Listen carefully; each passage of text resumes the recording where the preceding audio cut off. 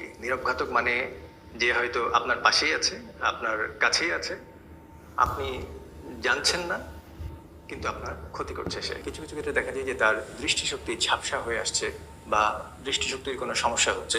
আধুনিক চিকিৎসা বিজ্ঞান যত এগিয়ে যাচ্ছে, আমরা ততই বুঝতে পারছি যে বেশ কিছু অসুখের একটা জেনেটিক্যাল প্রপেন্সিটি থাকে।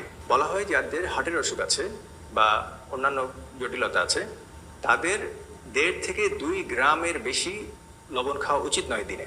যখন আমাদের মানসিক চাপ বেড়ে যায়, তখন আমরা বলি আমাদের সিম্প্যাথেটিক নার্ভাস সিস্টেম অ্যাক্টিভেট হয়। উচ্চ রক্তচাপ বিশ্বব্যাপী লক্ষ লক্ষ মানুষের জীবনকে হুমকির মুখে ফেলে এই নীরব ঘাতক।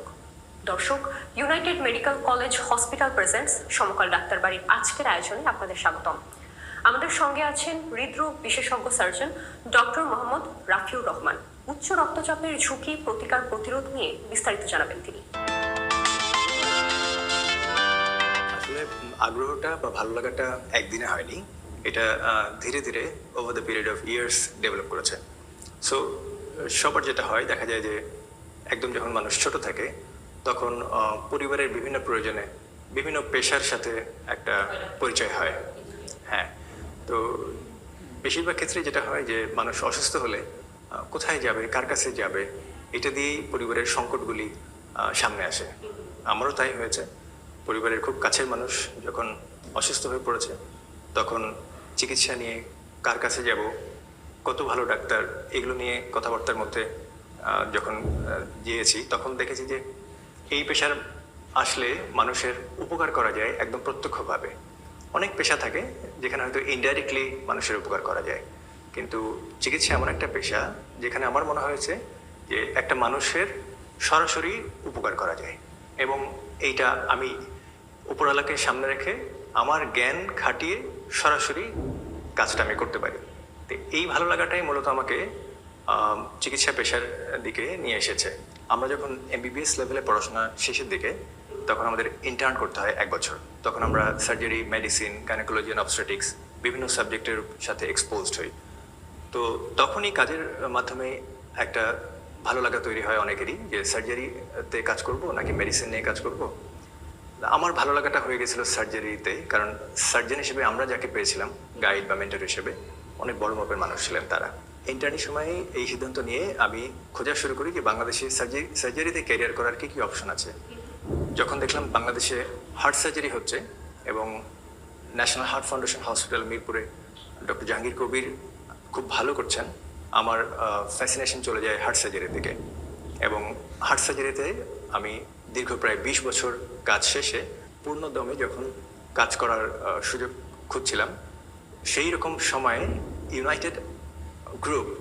ইউনাইটেড মেডিকেল কলেজ হসপিটাল নামে একটা খুব সুন্দর আন্তর্জাতিক মানের হসপিটাল আমাদের সাতারকুল মাদানী অ্যাভিনিউতে তৈরি করা শুরু করলো।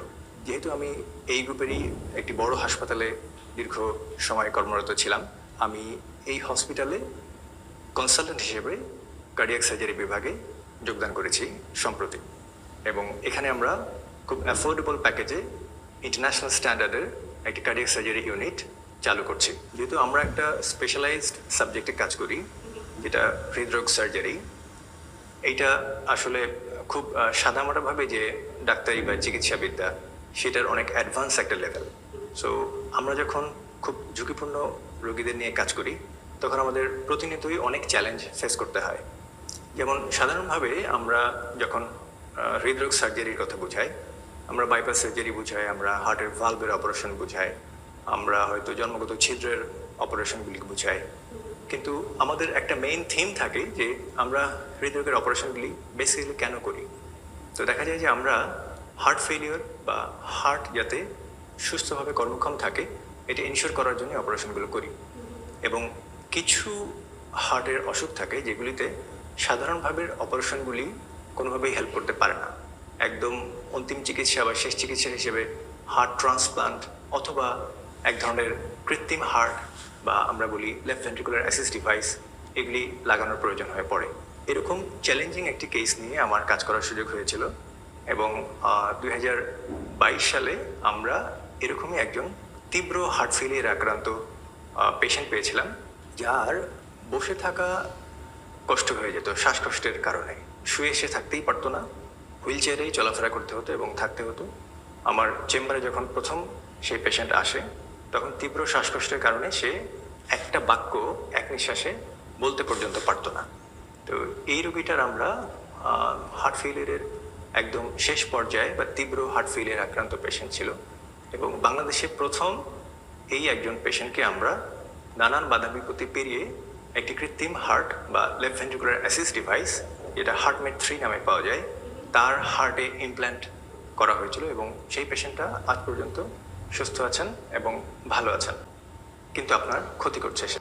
তরুণদের জন্য পরামর্শ, অবশ্যই নিজের প্রতি সৎ থাকতে হবে, এবং এই সৎটা নিজের সাথে সুবিচারের মাধ্যমে সৎ থাকতে হবে। কারণ ডাক্তার এমন একটা পেশা, যে পেশায় মানুষের উপকার করা, যেটা আমি প্রথমেই বলেছি, কিন্তু এই উপকার করার জন্য খুব সততার সাথে শিখে নিতে হবে কোন জায়গাগুলি মানুষের উপকার করতে পারে। সো পড়াশোনার কোনো বিকল্প নাই, ট্রেনিংয়ের কোনো বিকল্প নাই, মানুষের সাথে ভালো ব্যবহারের কোনো বিকল্প নাই।